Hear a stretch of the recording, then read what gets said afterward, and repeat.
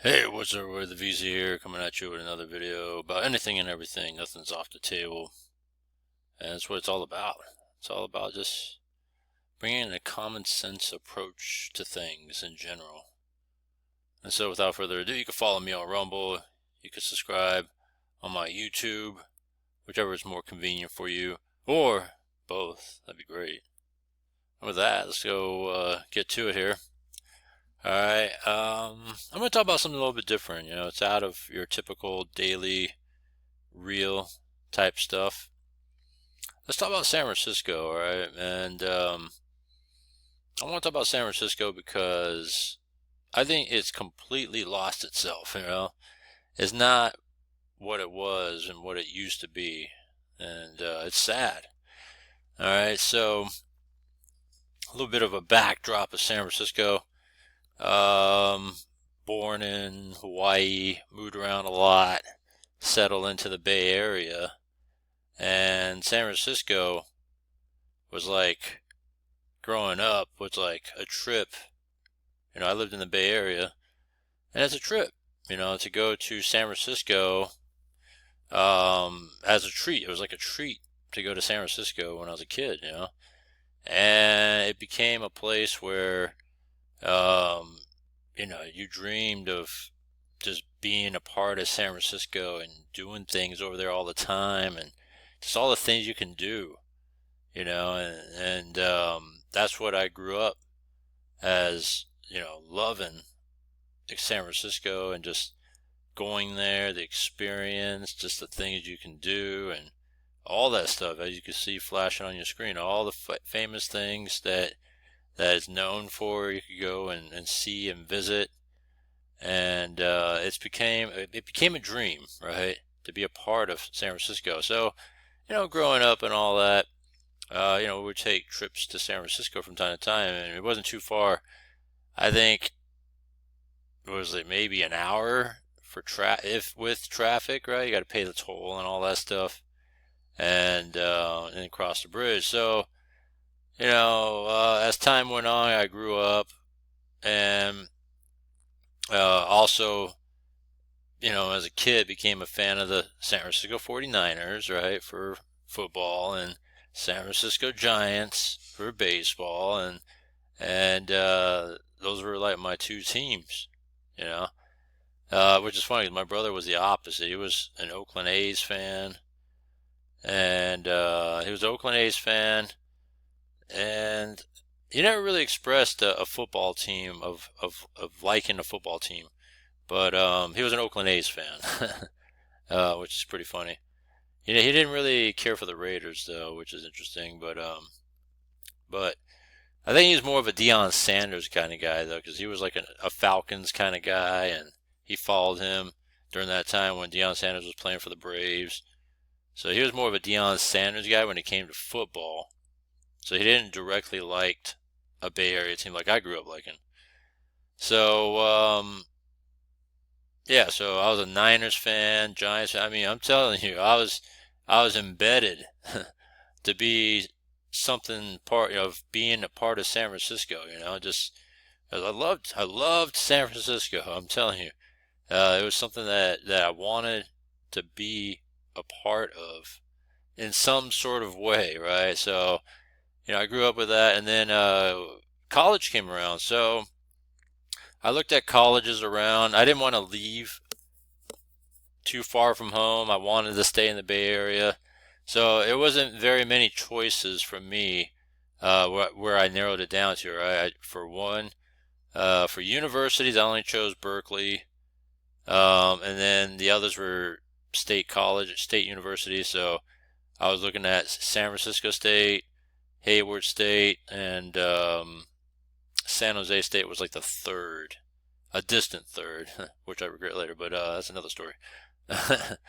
And so with all that, I got rejected by Berkeley because I didn't have a class as a prerequisite that I needed, which was I believe it was physics. I didn't have a physics class as a prerequisite from high school to go to Berkeley. I scored um, high enough on SATs to go to Berkeley, but because I was missing a class, I wasn't accepted. So then, after being accepted by Cal State Hayward and San Francisco State, I think San Jose State might have accepted me as well. I don't recall, but after all that, I did a tour one last time of Hayward because I was really leaning towards Hayward because I had a couple friends that were going there, and San Francisco State. And then at the very last swerve, I decided I'm going to go with San Francisco State, because just going out there, the transit system, just everything that you can do. I was like, man, it's hard not to go to San Francisco. So I chose San Francisco State as my alma mater, my college, right? I did my 4 years there and graduated. I graduated in 4.5 years, right? So did all that and got a degree in business. And I wanted to take that and run with it, right? So now, I'm in a time where when it came to like money wise, San Francisco and many other, I guess it was, I don't know if it was across the U.S., maybe across the U.S., it wasn't in a good time of opportunity because the timing of the opportunity, there was a strain on budgets, downsizing of corporations and things like that. So I wanted to get picked up by a financial firm or business of some sort, right?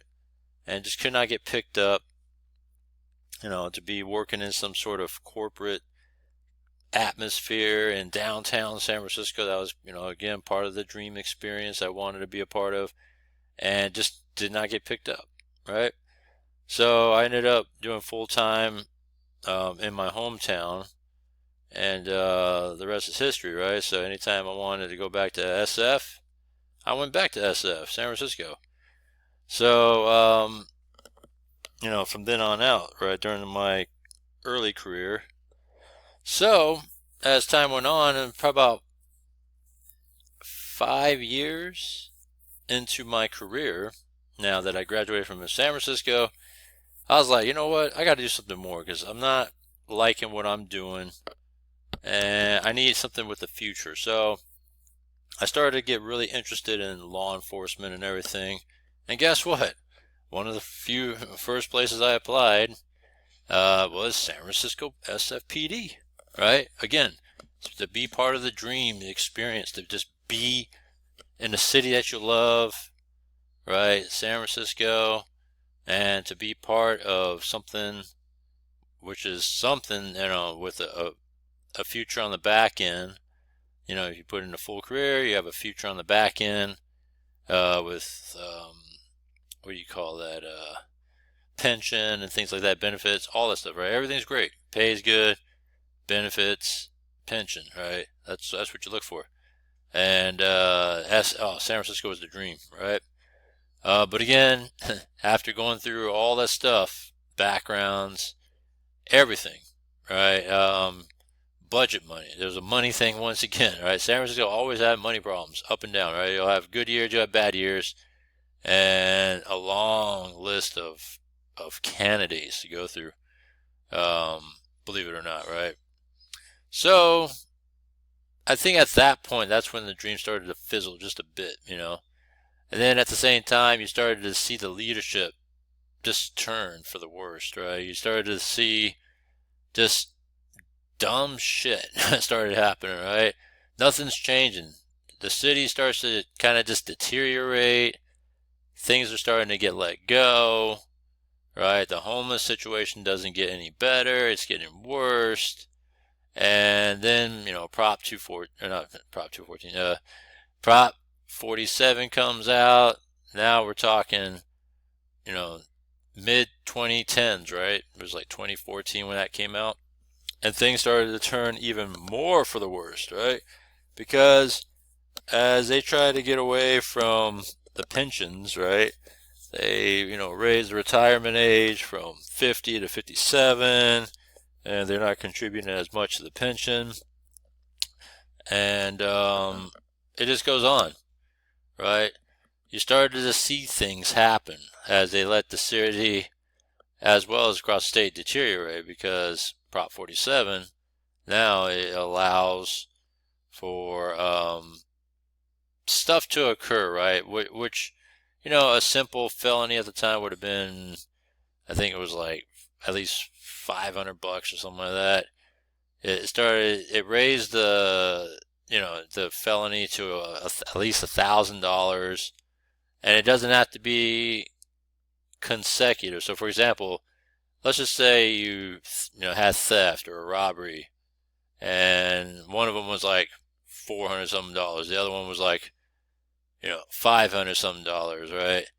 And then you did a third one, and that for $300, right? So that's now $1,200, right? If you stack it together, that's $1,200. But with this Prop 47, it doesn't matter. You could do, as long as under $1,000, right? You could do 100 of them, right? And if it's not over $1,000 each time or any time, then it's like you're good. You know what I'm saying? Like they scratch you a notice to appear, no jail time or nothing, maybe an overnighter if anything, and then you're hey, here's a notice to appear, see you later, right? So it started this cycle of trends, and on a couple of that with the cost of living, the businesses, cost of all this shit is out of control. It's crazy. It's always been pretty high, but now it starts raising prices higher, right? It's closing businesses all over San Francisco. And so, over time, right? You don't see it right away, but you start to see it happening, right? You get bad leadership, right? They start making lame brain decisions like considering reparations when San Francisco had nothing to do with reparations. And then you look at, the homeless problem, which kept getting worse and worse and worse. I mean, imagine you spend billions of dollars, right, from, when Gavin Newsom was mayor in the early 2000s into mid 2010s, right, you spend a ton of money and it gets worse. And you spend more money and it gets worse. Like how can you spend and advocate for more money for it to get worse, right? So crime is starting to rise. Homeless has become a bigger and bigger and bigger problem, right? And it's like, when is this going to end, right? When is this going to stop? The madness, right?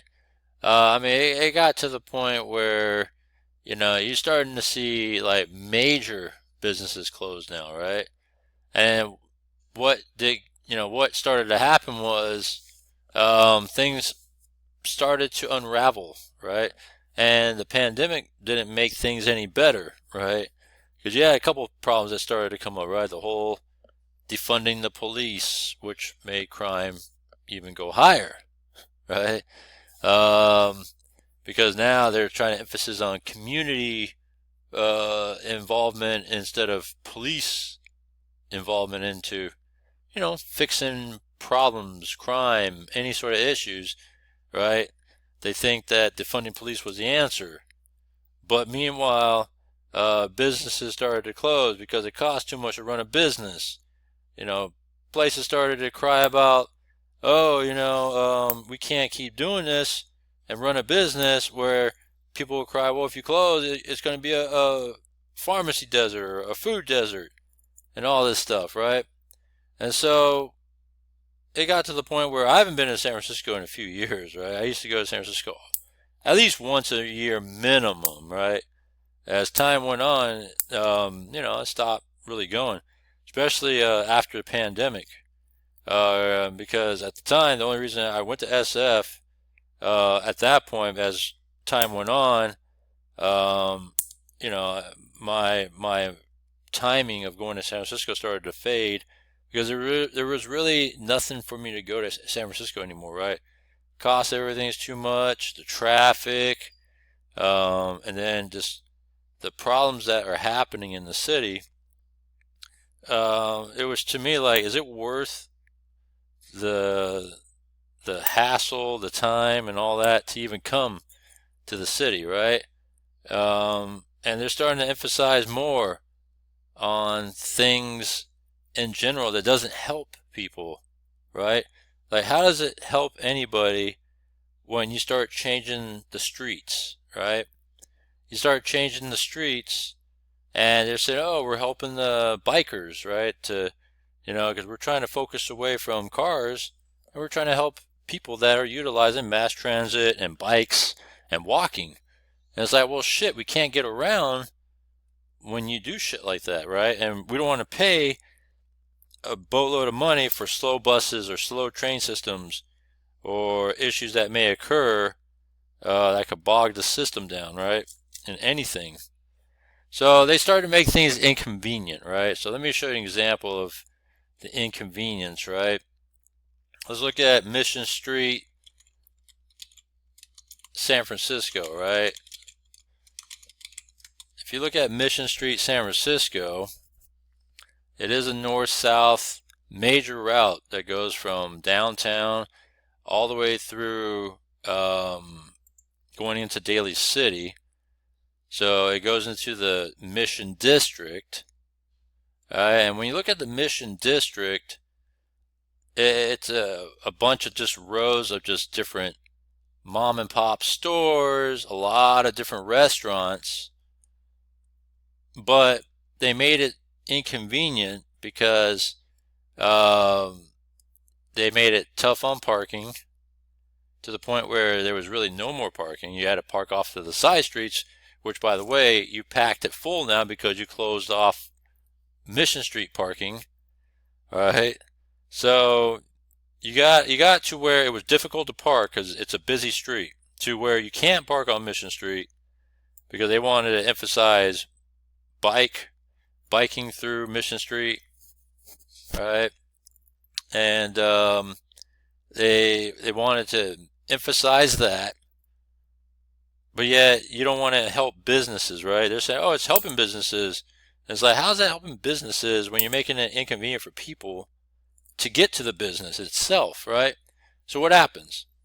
Well, you're going to get less foot traffic because people can't park, and then next thing you know, they go out of business, right? So that's one thing that's happened in Mission Street in the Mission District of San Francisco. But one thing they started now to consider is removing a bike-only type of thing going through Mission Street and making it to where it's more business-friendly once again. But is it too little too late? I think so, right? I mean, it's, to me, too late, right? So, and it's only a 7-mile stretch, but you have a lot of restaurants and shops and all that. All right, so now you have that. Another dumb thing that they did in San Francisco during this whole time, and this is more recent times, is the closing of Market Street to traffic, right? So if you look at Market Street, let me see if they show Mission Street. Let me see if they show a Mission District map. All right, so let's see here. Can I zoom? Guess I can't zoom. All right, so Mission Street, you're looking at a stretch here. Let's see, where is it at? All right, so this is Mission Street, this stretch right here. And it's so unfriendly to businesses that it's closed a lot of business, you know. So let me see here. Let me roll this back a bit. But that was one of the main criticisms is, let's see here, is the no parking and bike only, right?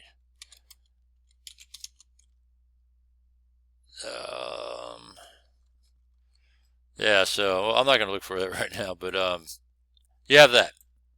Then you have Market Street that's closed to traffic. Alright, so Market Street closed, right? And is Market Street closed to cars in San Francisco? Yes. Cars are not allowed on Market Street, though taxis are permitted through the thoroughfare. Um, there's a push to let cars back on Market Street, right?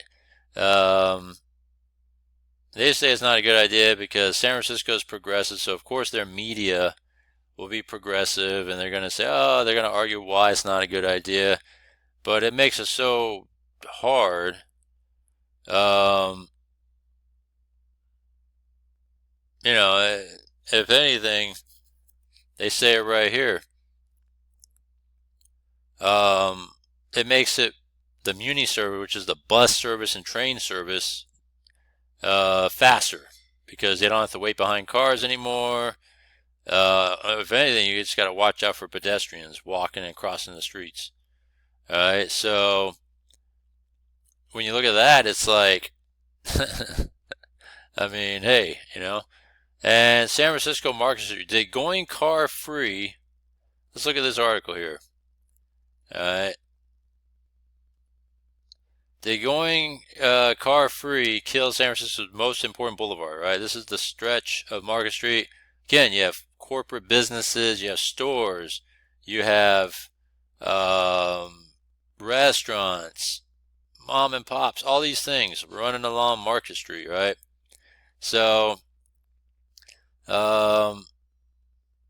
this is the major thoroughfare of downtown San Francisco, right? So, in an unprecedented move 4 years ago, San Francisco made a stunning decision to distinguish its most famous corridor. For the first time in 120 years, the city banned private vehicles from the eastern span of Market Street as part of an ambitious effort to improve public safety and all that stuff, right? So they called it Better Market Street.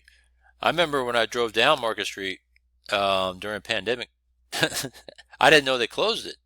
All I saw was, wow, there's like not a lot of cars. So I was driving and I was like, taxis were honking at me, and I was like, oh, something's going on here. And I noticed that cars were off to the side roads, and I was the only one on that. And I was like, shit, I got to get off. So I got off Market Street and then realized after doing some research that they closed it. I didn't even know that. So, they did this improvement, right? Again, it's for bikes, right? Sidewalk safety, trains, all that stuff. So when you look at all that, it says here that San Francisco was experiencing boom times in 2019 as the downtown commercial rents were soaring. This is just before the pandemic, you know. And let's see, today the ground is almost unrecognizable compared to San Francisco's grand promises. Yes, cars are gone, but so are the people, right? I mean, it is dead. It is so dead. Like, pandemic drove away people, right? Obviously, right?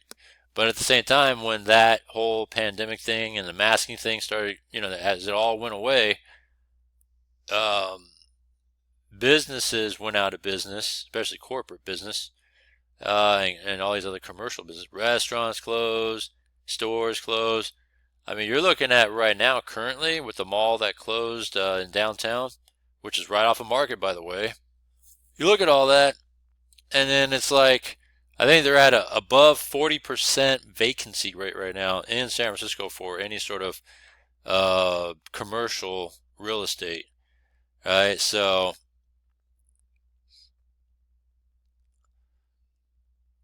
let's see here. The project had been envisioned in 3 phases. All right, so they said they wanted to improve a 3-block stretch of Market Street between 5th and 8th. Again, that area is like a lot of just different stores and restaurants, a mix of retail, commercial. It's all mixed, all along that stretch. But when you look at it, I bet it's a ghost town right now. Let's see here. A few people in and around City Hall quietly acknowledge that the Better Market Street no longer makes sense in a post-pandemic world, as a shift to remote work has slashed weekly office attendance in San Francisco by 44%. So is going car free in the city's most important street was a mistake? I think so. I mean, you need all streets open in San Francisco, all right, which is going to lead me to another area. All that stuff, all right. So I think it was a mistake, all right. You can see the preview of the videos here, right?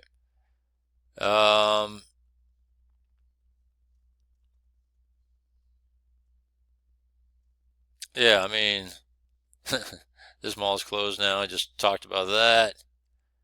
So it says the future of this project is now in limbo, which, I mean, this is back in 2023 article. I mean, what's the point, right, of it? So, to the point to where it says right here, there's an ongoing push to reopen Market Street for cars. Let's go find out why they say that, right? Because it's so dead. It kills businesses because you can't have cars driving up and down that road. Dedication, hard work, nothing is given. So let's see what they got to say about that here. Courtesy of the local news here, KRON4. All right. And this long ass advertisement.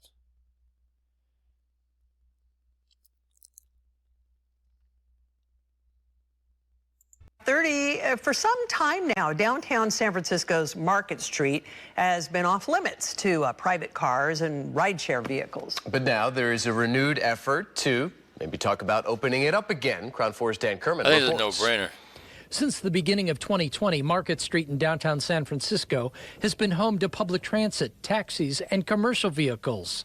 But now there's a push among Market Street businesses to allow private vehicles and rideshare companies to return to Market Street. We would love to have Market Street reopen to cars. Jennifer Bielstein is executive director of American Conservatory Theater. ACT's Strand Theater is located on Market.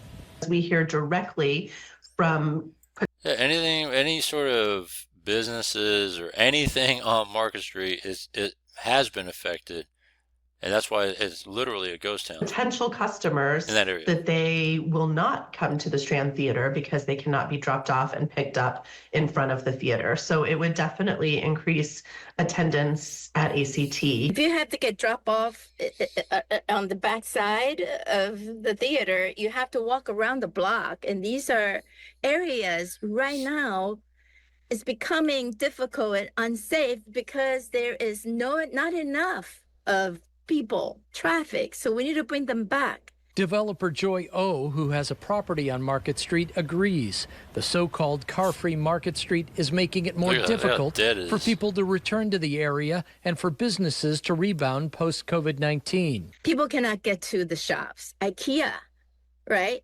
Open up. They can't get dropped off on the street. I mean, it's just, you know, nobody is, it's really a huge problem because of there's no traffic, there's no people traffic, then the retail cannot survive. In February, O was part of a group that met with Mayor Lurie to encourage him to embrace not only cars on Market, but improve public safety there and create tax incentives as part of an overall plan to revitalize Mid-Market.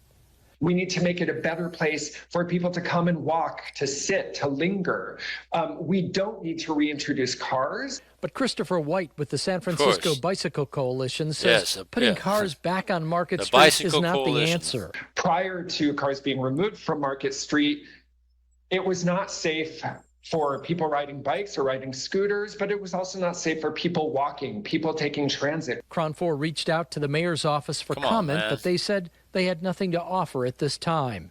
See, when you have people like him, people like him that's going to sit there and advocate for that being shit. Being a Hall of Fame football player isn't just about making catches and scoring they're going to say, oh no, it's not a good idea for bikes. On and off. Get out of this shit here. All right, there we go. So, if you want Market Street businesses to recover, especially being that this is downtown, all right?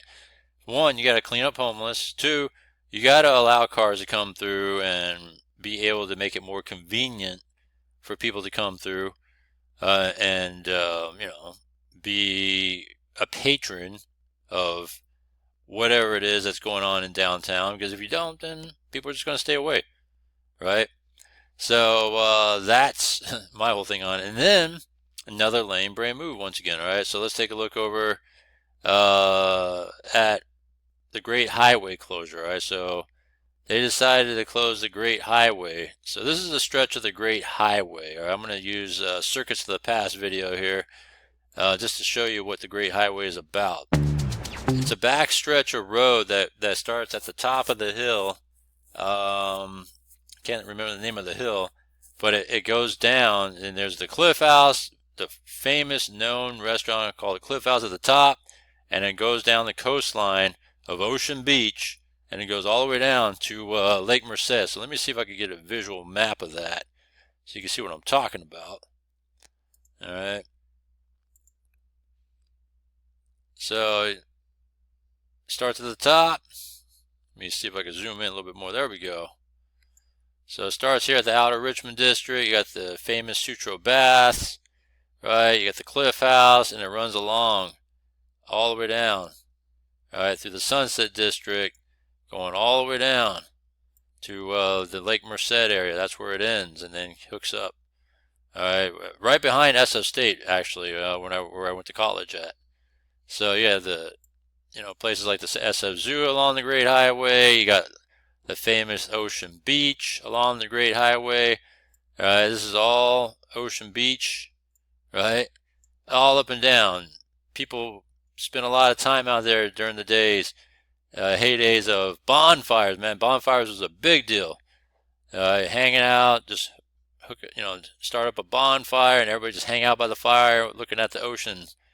That's what we did. There's not a lot of swimming because it's cold in general, but you got the bonfires and all that. So someone had a lame-brain idea of deciding to let's go close the Great Highway, a portion of it, to be a park. Which is probably one of the dumbest things I've ever heard among the dumb things that they've done in San Francisco.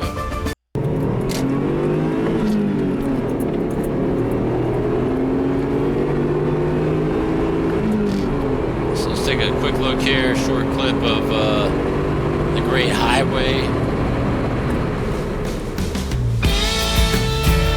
So this guy will drive exactly how I'm trying to describe it. You start off at the top of the hill, you start going down, and you'll see some of the famous known places like I said, the Cliff House and all that, Sutro Baths. I'm going to silence the music and just do it like that. Man, I haven't driven down this route in ages. But when I would drive and make my way to go to Ocean Beach, going down this road, I would actually start at the very top and then make my way down exactly how this guy is driving it. Just because I wanted to drive this scenic roadway to go along the Great Highway like this. This is the Great Highway, right? And all this parking along here, and I don't know. I think it's so cold to swim out there. I don't know how people will want to go out there and swim. But at night, though, man, yeah, the beaches are packed for bonfires and all that. And yeah, so this is the Great Highway, right? It runs along Ocean Beach, and like to the left, you'll have Golden Gate Park. That's at one point, and then of course the SF Zoo, which is along there too. And I mean, it's a big stretch. This is just a long ass stretch of beach front. All right. Let me see if I could go shows anything else of significance here.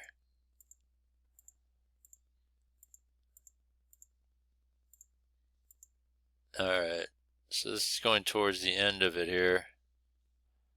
So after you pass the zoo and all that, there are times that because of the winter conditions, they actually close the Great Highway during storms and all that, just because, let me go back a little bit.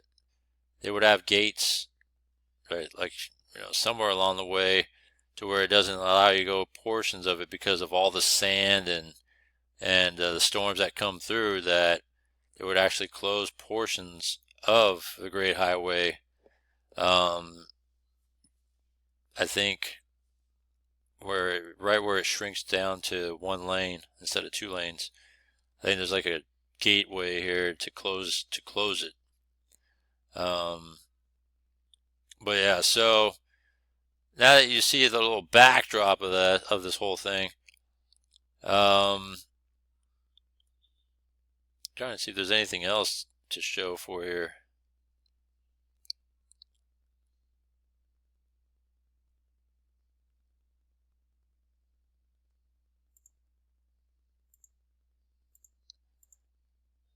And then it leads you down to Lake Merced, and Lake Merced is like literally right behind Golden Gate or SF State. All right, so we have that. So there's this lane brain idea of closing, or actually they have already done it, but close it to make it a park, a permanent park, which is probably the dumbest thing I've ever heard. So let's take a look here. So. And the question is why? Are they really trying to make it a park? Or is there more to it, right? The Great Highway in San Francisco has been one of the most scenic and convenient drives for people who live in the city's outer Sunset and outer Richmond neighborhoods. But as of today, a 2-mile stretch of that road is officially closed to cars. A 2-mile Last year, stretch. voters approved that plan, and it's turned quite controversial to turn the closed portion into an oceanside park. NBC Bay Area's Sergio Quintana shows us day one. For much of the morning today, city crews were busy removing a turn signal and center median from the Great Highway at Lincoln Way. A couple neighbors ventured over, hoping to see park rangers close the gate for the last time, but they were too late. Joe Leonard says he knows some of his neighbors oppose the permanent car closure, but he's excited about it. Once change happens, people are open to it. They see a beautiful new result, and it's easier to like something once you see it delivered than when you're wondering what it could look like in the end. Through the history of the Great Highway, gates like this were installed because sand would often blow across the highway and crews had to... Right, that's what I was describing. They would close off portions of it. Close it so that they could clear that sand. At 5 o'clock this morning, park rangers locked these gates for the last time. During the pandemic, the gates were also used to close this stretch so walkers and bikers could enjoy the outdoors at a safe social distance.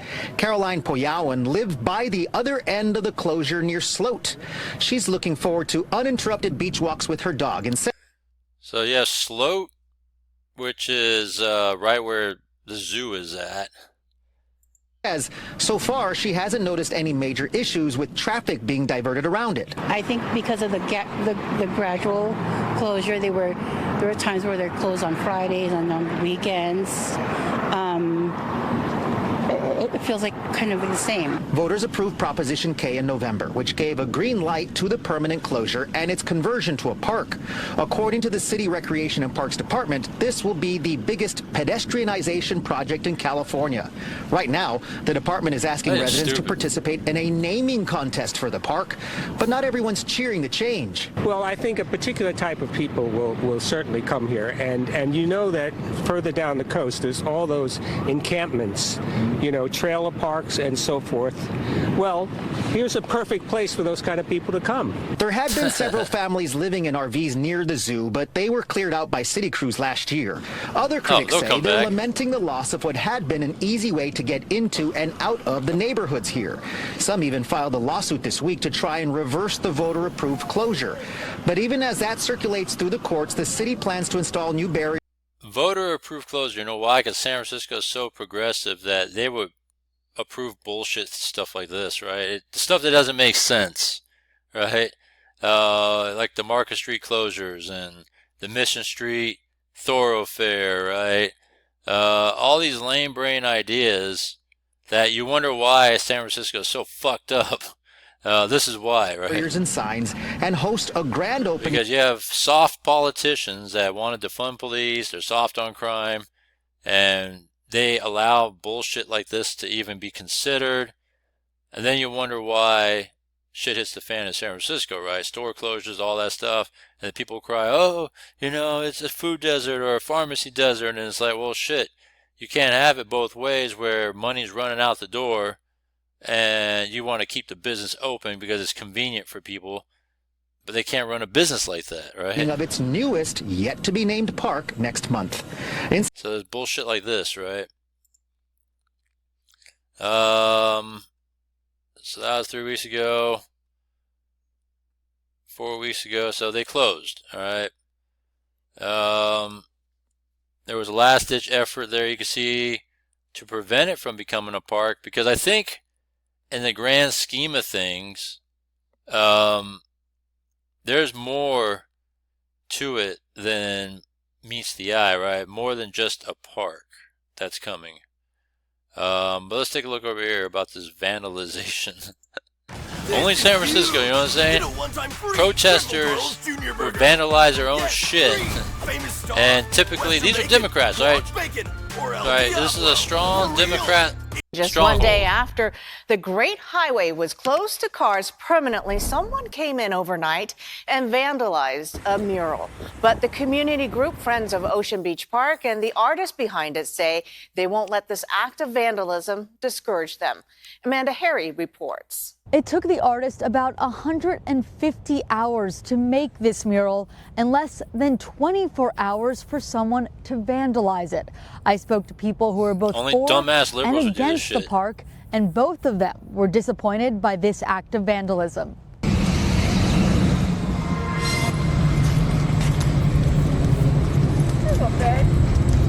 that a puppy? I actually used to go to Playland when I was a little boy. But just beautiful job. She portrayed the whole, like, Sutro Baths, the Cliff House, and somebody came and graffitied over the whole thing. Jim Kirk has spent his life in San Francisco. This new mural reminded him of his childhood. Playland was where the Safeway is down there. That whole thing was all Playland. It was like Santa Cruz Beach Boardwalk. It closed in 1972. But the mural brought it back to life. Never knew that existed. Kirk frequently walks the Great Highway with his dog Ricky and watched as artist Emily Fromm painted it. He was disheartened to see it had been tagged. That's my first thought, was maybe it's because of the, somebody against the park idea.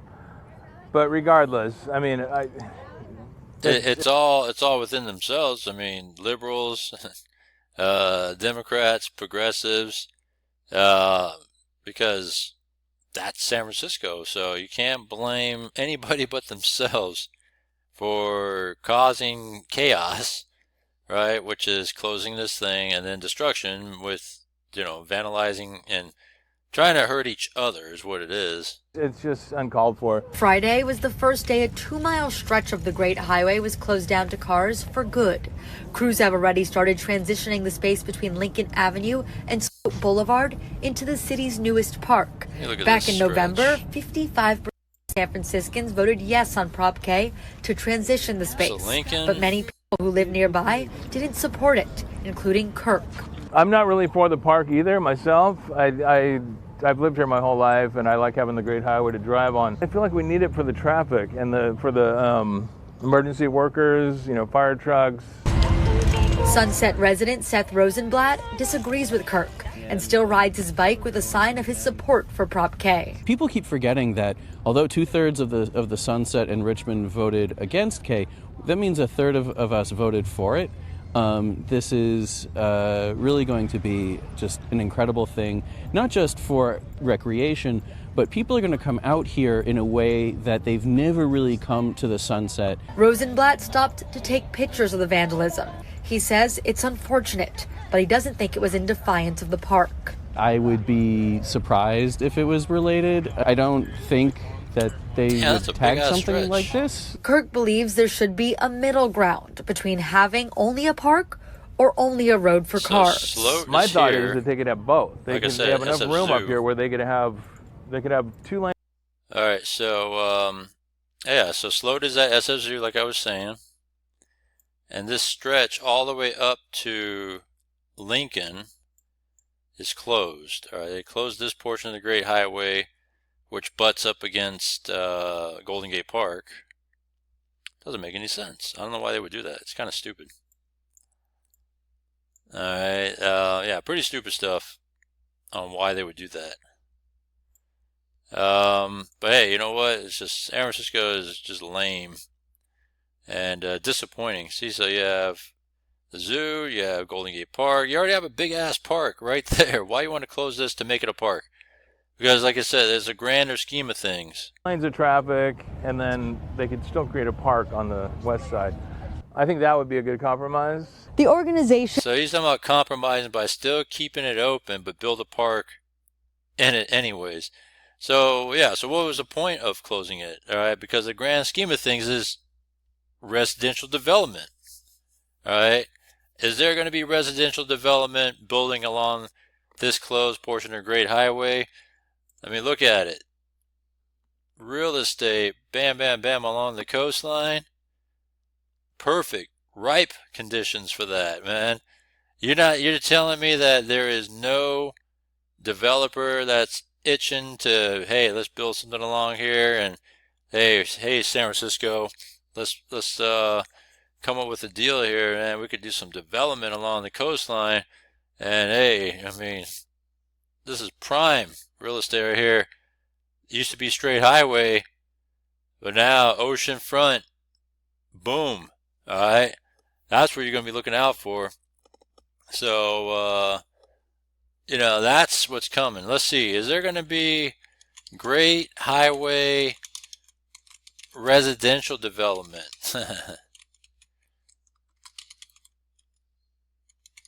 What's happening? Let's see. I'm wondering if there is anything. Yeah, there's going to be a park. But is there going to be more to it? Right?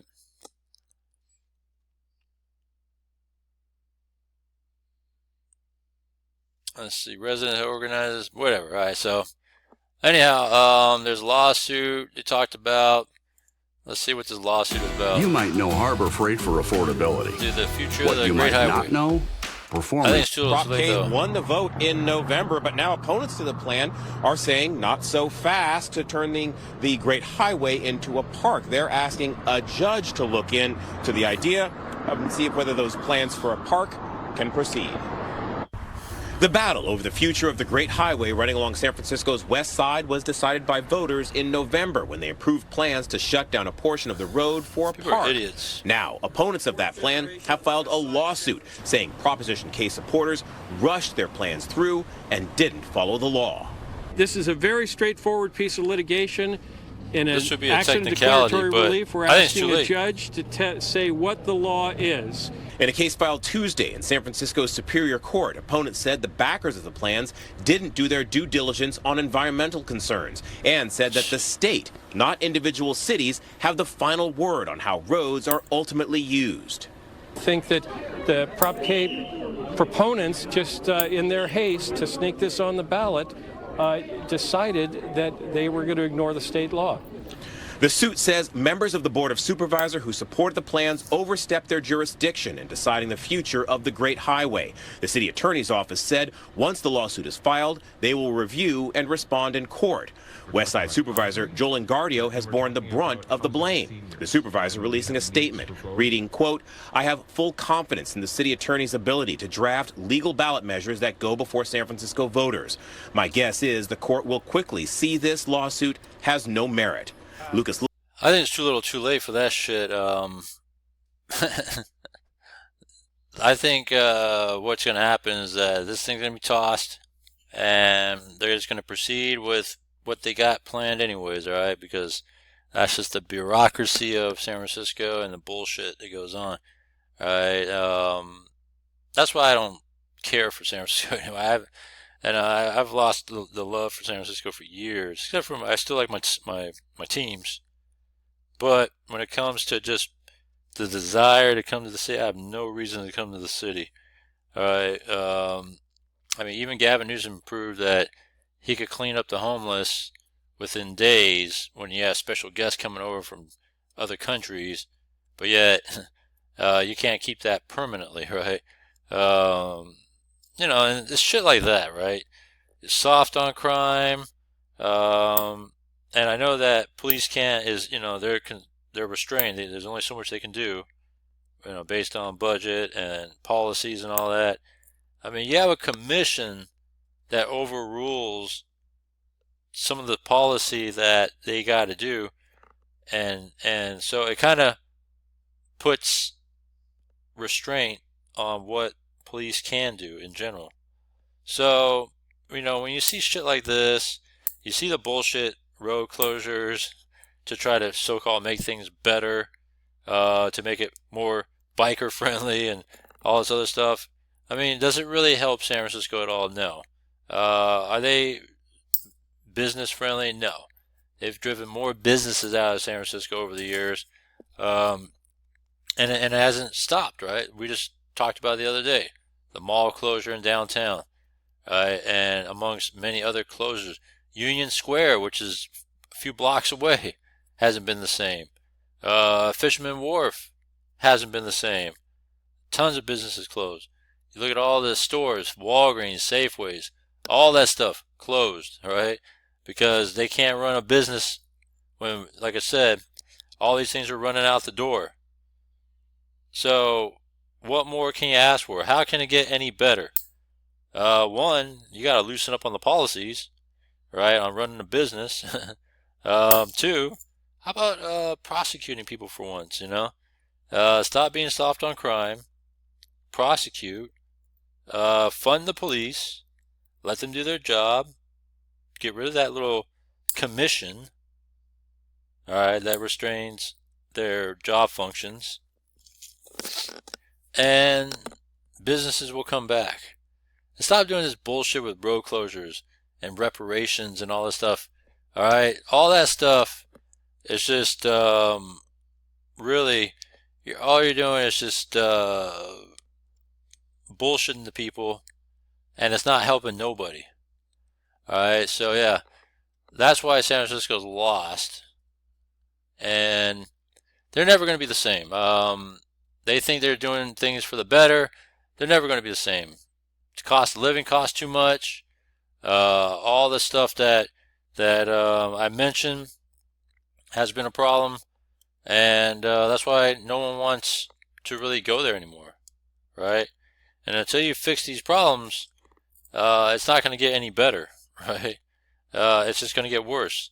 I can't wait till you see businesses go 50% plus vacancy, right? Like, how are you going to make conditions better? How are you going to clean up the homeless, right? We all know homeless is more of a drug addiction problem and not really a shelter problem, all right? So that's something to think about. So anyhow, I mean, this is a good start with the new mayor, but it might just be more of the same. He might act like he's doing something, but it might be more of the same, right? So all I got to say is, in order to make change to happen, big time policy changes need to happen. And I don't know if running with the same party is going to do anything except kind of just keep things status quo. And so far, it feels that way. It seems that way. And that's what's going to happen here in San Francisco, as the self-destruction of San Francisco will continue. All right, which is sad. It's just sad. And it's like, what more are they going to do to further erode itself from what it was of the past, right? Does this great highway closure thing, to me, is pretty stupid. And it bothered me when I read that and saw that happen. And amongst other things, it's like, yeah, I mean, it's San Francisco, right? They do some dumb shit. And that's why, like I said, I haven't been there in a few years. But I think since pandemic, maybe 2020, 2021, something like that. And so, and I feel I have no reason to go back, except for me, if anything, I want to go back is I just want to see how much of a ghost town it's become. This is the only reason why I want to go back and look around. So with that, let me know what you think. Comment down below. And I know this is a little bit different than what I normally do, but sometimes I do some off-the-wall stuff. But I felt like I really wanted to talk about San Francisco and the love story I used to have, to where it just kind of whittled away in time, because it's not what it used to be. You know, it's sad, right? That's why San Francisco 49ers are in Santa Clara now, right? And if you look at the downtown Giants ballpark, was it Oracle Park?